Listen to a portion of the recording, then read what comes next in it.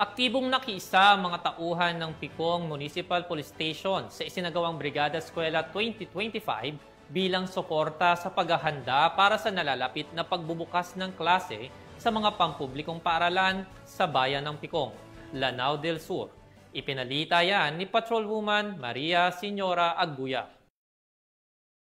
Tagumpay na nasagawang Brigada Eskwela 2025 na may temang sama-sama para sa bayang bumabasa sa Miguel Anton Elementary School, Barangay Maladig, Picong, Lanao del Sur, nito lamang ika-9 ng Hunyo taong kasalukuyan.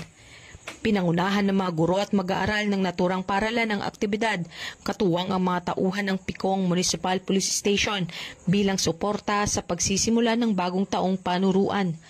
Lumahok din ang ilang mga magulang, barangay officials at mga miyembro ng komunidad sa sama-samang pagkukumpuni at paglilinis ng mga silid-aralan, kapaligiran at iba pang pasilidad ng paaralan. Layunin ng nasabing gawain na hindi lamang ihanda ang mga pasilidad ng paaralan, kundi palakasin ang ugnayan at tiwala sa pagitan ng kapulisan at mamamayan. Bahagi rin ito ng inisyatibo ng PNP na mas mapalapit sa taong bayan sa pamamagitan ng mga makabuluhang aktibidad panlipunan.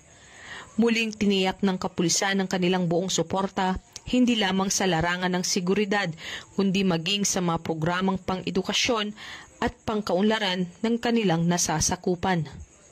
Mula rito sa rehiyon ng Bangsamoro, ako ang inyong Police News Network Correspondent, Patrolwoman Maria Senyora Agbuya.